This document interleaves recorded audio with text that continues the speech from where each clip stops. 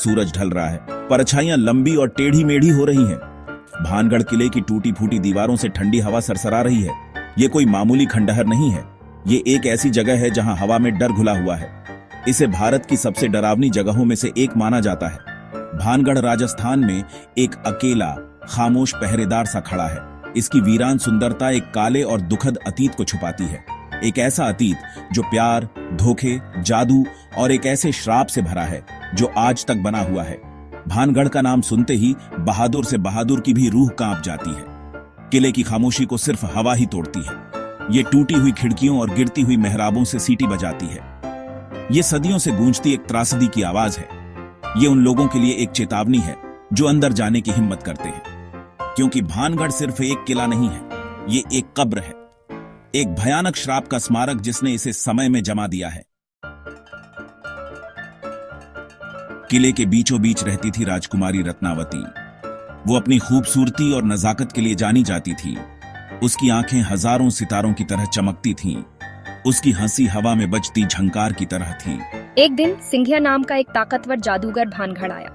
वो काले जादू का महारथी था। उसने राजकुमारी की खूबसूरती के किस्से सुने थे। सिंघिया वासना में अंधा था। वो उसे पाना चाहता था। सिंघिया जानता था कि राजकुमारी उसे कभी स्वीकार नहीं करेगी, इसलिए उसने उसे पाने के लिए अपने जादू का इस्तेमाल करने की योजना बनाई। वो बाजार गया जहां उसने राजकुमारी की दासी को देखा। उसने दासी को एक प्रेम औषधि, एक जादुई मिश्रण दिया जिससे रत्नावती उसे देखते ही प्यार कर बैठेगी। दासी सिंघिया के असली इरादों से अनजान औषधि राजकुमारी के पास ले गई। रत्नावती मीठी खुशबू वाले इत्र से खुश हो गई। उसे इसके अंदर छिपे काले जादू का कोई अंदाजा नहीं था। राजकुमारी ने बिना कुछ सोचे समझे इत्र अपनी कलाई पर लगा लिया, लेकिन लगता है किस्मत को कुछ और ही मंजूर था। सिंघिया की योजना उलटी पड़ने वाली थी। बाजार से गुजरते हुए राजकुमारी ने शीशी सिंघिया के पैरों पर गिरा दी। उसके लिए बनाई गई औषधि जमीन पर गिर गई।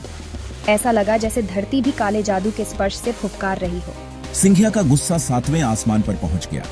उसे एहसास हुआ कि उसकी योजना विफल हो गई है। उसने गुस्से से राजकुमारी की तरफ देखा। उसने राजकुमारी और पूरे भानगढ़ राज्य को श्राप दे दिया। उसने घोषणा की कि भानगढ़ तबाह हो जाएगा। इसकी दीवारों के अंदर किसी भी आत्मा को शांति नहीं मिलेगी। सिंघिया के शब्दों और उसके अचानक भयानक गुस्से से डरी हुई राजकुमारी किले में वापस भाग गई। वो जानती थी कि वो एक खतरनाक खेल का मोहरा बन गई है, एक ऐसा खेल जो इंसानी समझ से परे ताकतों से खेला जा रहा था। सिंघिया का श्राप तेज और बेरहम था। एक पड़ोसी राज्य ने भानगढ़ पर हमला कर दिया। लड़ाई भयानक थी। पत्थर हवा में उड़ रहे थे, चीखें रात में गूंज रही थीं। राजकुमारी और भानगढ़ के लोगों ने बहादुरी से लड़ाई लड़ी, लेकिन जादूगर का श्राप उन पर भारी पड़ रहा था। कभी जीवन और हंसी से भरा किला खामोश हो गया। सिंघिया की दीवानगी की शिकार राजकुमारी अपने लोगों के साथ मारी गई। उसकी हंसी जो कभी आंगन में गूंजती थी अब नहीं रही। भानगढ़ जो कभी एक शानदार शहर था, मलबे में तब्दील हो गया। उसके महल खंडहर में बदल गए। उसकी कभी चहल पहल वाली सड़कें वीरान हो गईं।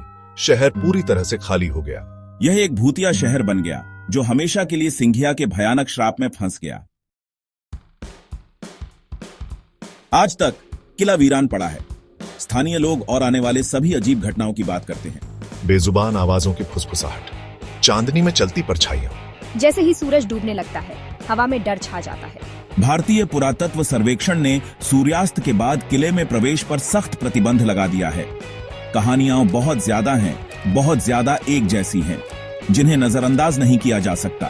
क्या भानगढ़ सचमुच शापित है जैसा कि कहा जाता है, या कहानियां बस इस महान राज्य के दुखद इतिहास को समझाने का एक तरीका है? जवाब किले की तरह एक रहस्य बना हुआ है। एक ऐसा रहस्य जो भानगढ़ के भूतिया खंडहरों में जाने की हिम्मत करने वालों को आकर्षित और भयभीत करता रहता है।